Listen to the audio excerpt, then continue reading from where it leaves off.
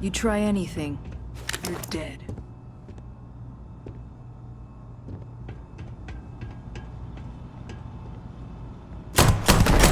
Streets are ours! Ow! Now you'll see why people fear us! Fire!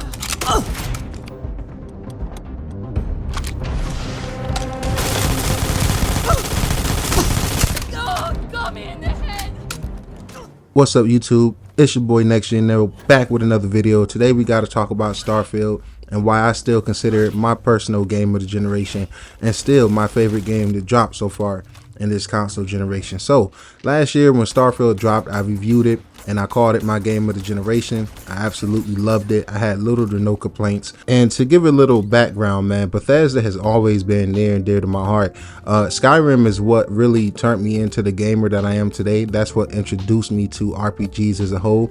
I remember when I first bought that game when I was around 13, 14. I was cutting grass in the neighborhood. My grandfather would let me use the lawnmower to go earn money. He wanted to teach me about responsibilities, right? And I love gaming. So yeah, I had no problem doing that. I saved up for a couple weeks. I went to GameStop. I had no idea what Skyrim was. Never looked into it, never heard of it. I was just looking at it. I looked at the case. I'm like, yo, this look dope. This look cool. I ended up buying it. And that's how I fell in love with Skyrim, man. It was first love at first sight. I bought the game. I played it. I bought it on the PS3 at first, like I mentioned, right? And if you was around during that generation, which I'm pretty sure most of my audience and people that's watching this was, Skyrim ran pretty much horrible on the PS3. Well, it definitely ran way worse than the 360.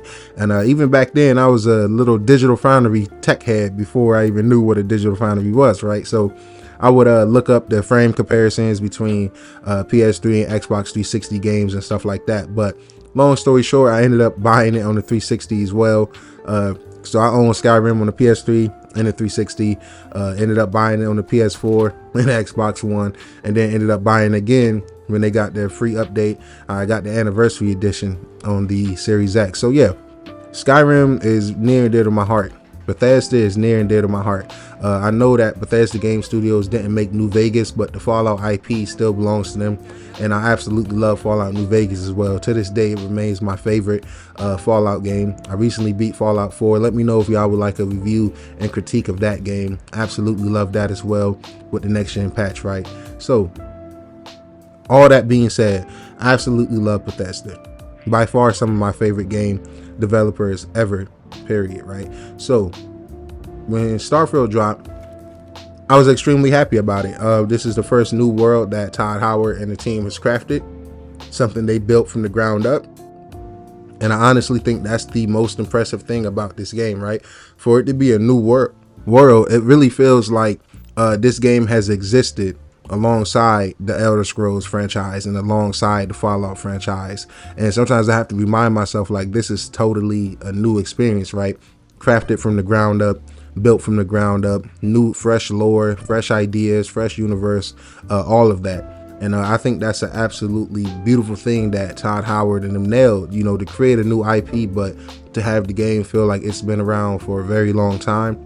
That's nothing to scoff at. So I call Starfield my game of the generation because to me, it's just a generation defining RPG, right? Being able to land on any planet, being able to just explore. I know a lot of people say the planets is barren, it's boring, it's this, that, and the third. And I'm like, okay, that's all cute, that's all dandy. But my favorite Mass Effect game, guys, is Mass Effect 1 out of the trilogy. And the reason Mass Effect 1 is my favorite game out of the trilogy is because it feels like a true RPG compared to the other ones. Now the other one, they all are RPGs, don't get me wrong, but this felt like more RPG-ish, if you will, than the other two games. And I also love the fact that I could land on a lot of the planets, and most of the planets in Mass Effect 1 was barren, was empty, was lifeless, you know, pretty much just empty maps. But the sci-fi nerd in me, right, the sci-fi fan, the exploration fan in me just had so much fun just landing on those planets, exploring,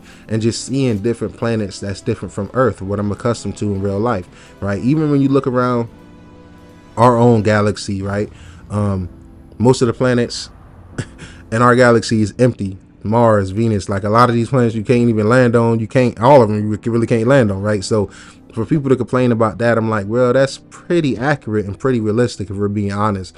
Most planets out there that scientists use telescopes to look at, most of them don't have confirmed life. If they did, we have no way of reaching them to find out anytime soon. So me, I like using my imagination. I like exploring, and that's what Starfield does so well for me, man.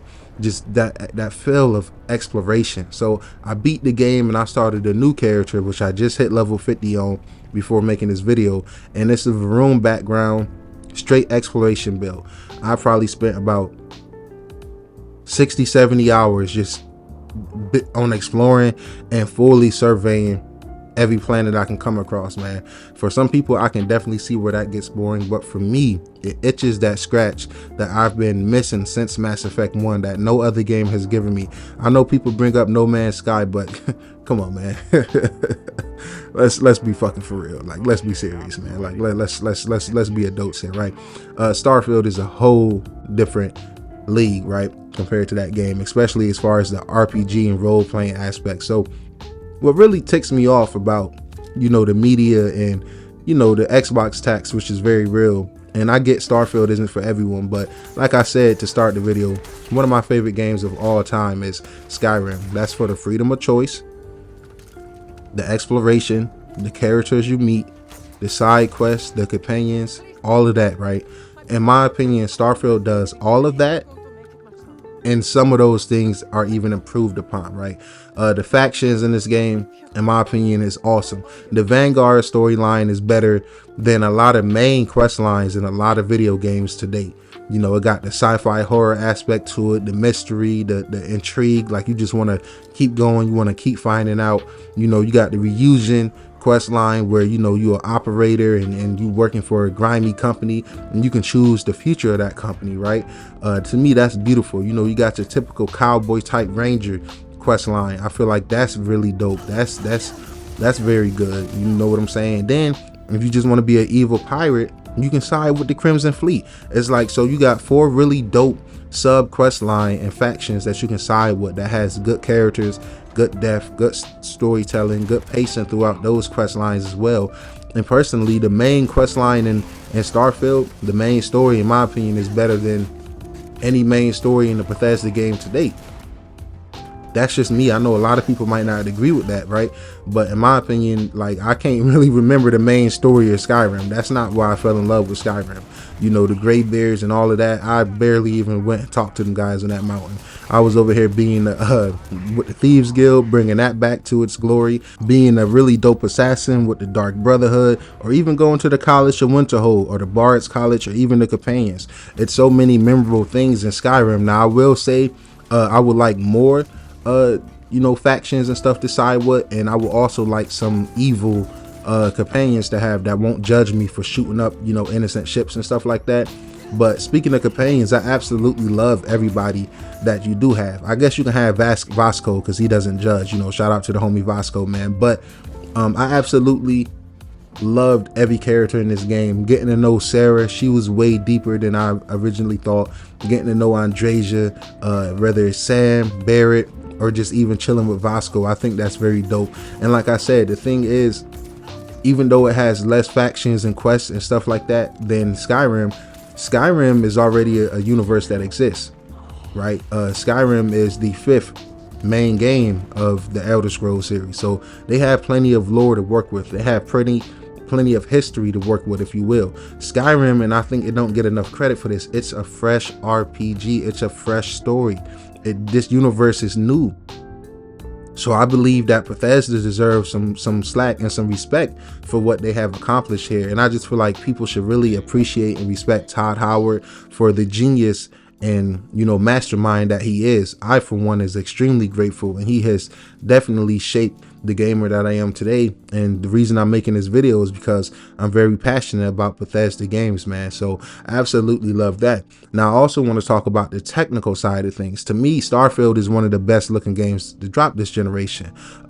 It's very beautiful. It got global illumination, 4K, 1440p on the Series S, 4K on the X. And recently, before we got the 60 FPS patch, we had got a new lighting update that changed the lighting in a lot of places. I think that's very dope. That went under the radar. You would never hear people revisiting that, but the lighting got even better than what it was, and I thought it was great since day one. And this 60 FPS patch, I was told that it wasn't possible, right? I was told that we would never see it on Xbox. People made all type of excuses. Bethesda, they said it was a design choice, which I believe. I'd rather you deliver me a stable, bug-free game and then improve it down the road. And that's what a lot of studios been doing. That's what a lot of devs been doing, and I'm okay with that. As long as you deliver me a good solid package day one. If you have to add 40 hertz or 60 FPS down the line to make it the best version of that 60 FPS mode, I'm perfectly fine with that. 60 FPS runs great on the Xbox, and it also can run up to 100 frames if you have a VRR display and you run it unlocked. You can get really high frames, man. Now I'm running usually on the performance or visual mode with the 60 frames. I'm not gonna lie, it is drops here and there in Aquila City and in New Atlantis, but those are true next gen cities. It's a lot of traffic, a lot of things going on, a lot of NPCs, a lot of foot traffic. So I think that they did a reasonably really good job with this performance update. I'm happy that they listened to the community and brought this mode. They could have easily never brought this mode, this 60 FPS update, and me personally, I would have been a-okay with that, right? I would have been all right, because like I said, I love the game since day one. I'm going to continue to love the game. They have confirmed that ground vehicles will be coming, which is in a future update, which is really dope. Maybe we'll hear something about that at the Xbox showcase, but I'm not rushing it. I'm here. I'm not going nowhere. When it gets here, I'm going to enjoy it. We still have mods to come, right? And as big as a Bethesda fanboy as I am, this might shock a lot of people. I have never used mods on any of their games because I love achievements, right? So until I can get all the achievements in the game, then I'll use the mods. But with Skyrim, I'm probably about 5-6 achievements away from the full completion. I'm at 800 gamer score out of 1,000. So at this point, when the mods come, I don't care. I will be indulging. I've been seeing some very dope Star Wars and Mandalorian mods. That's a whole different section you can jump into. Just the way they let the mods work on consoles and stuff like that, I believe is very dope. Now the sound design as well, this is by far some of the best audio in the game. The music, the atmosphere, the sci-fi tunes, whether you're exploring, whether you just land on a planet, you step off your ship, you slow walk, you pan the camera around. The atmosphere in this game is top tier, man. It's absolutely beautiful. It's absolutely gorgeous. I really love it, man. I can't get enough of this game. I wake up wanting to play Starfield. I go to sleep wanting to play Starfield. That's why it's my game of the generation. Now the gunplay as well. It's a huge step up from any Bethesda game before. I thought Fallout 4 gunplay was really good and really solid. And going back to play that, right, even after the next gen patch, and then going back to Starfield, it really makes you appreciate the leap of the creation engine and how far it has came, right? The gunplay feels so good. It feels amazing. Definitely the best gunplay in a Bethesda game to date, like I mentioned. So I got to give them kudos on that. And a lot of aspects in this game is quote unquote the best of a Bethesda game yet. So the review scores don't really reflect that, right? I think it has the best graphics in a Bethesda game to date. It has the best main story quest line in a Bethesda game to date. It has the most flushed out companions arguably to date.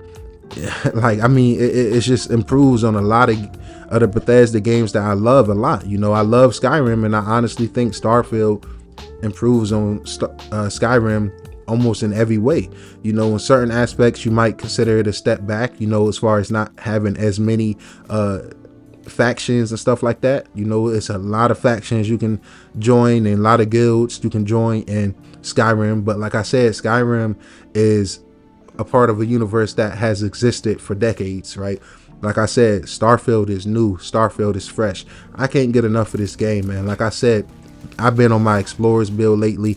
I have a good time just really exploring, just having a good time, exploring, taking flight, going to different planets. Now you can run into some of the same things over and over here and there, a lot of repeated places, but that's only for the explorers like me who want to go fully survey every planet. And though even those things are completely optional, if you don't feel like going to that oil rig because you feel like it's going to be the same thing that it was like, you know, maybe 20 planets ago. Cool, you're not forced to go partake in that. You understand what I'm saying? It's completely optional. You can go through the entire campaign and the entire game without ever going to fully survey a planet. Me personally, like I said, I'm a sci-fi nut. I'm a sci-fi head, a space exploration guy.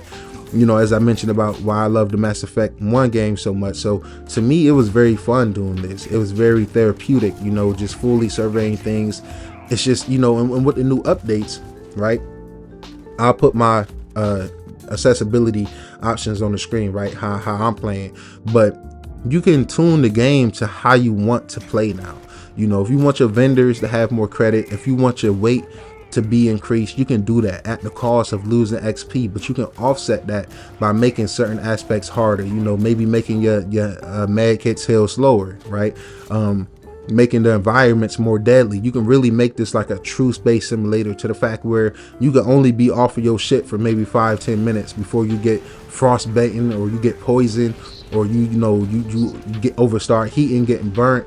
To me, that's very dope. That adds an entire new layer to the game, and it really makes the game feel so much like a fresh breath of air from what I've been playing.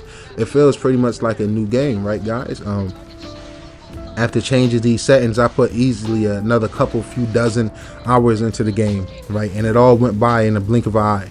You know, you really got to think before you step off your ship when you change your settings to how I got them, like I showed on the screen. And man, it's really fun. It's extremely fun. This game is extremely addicting.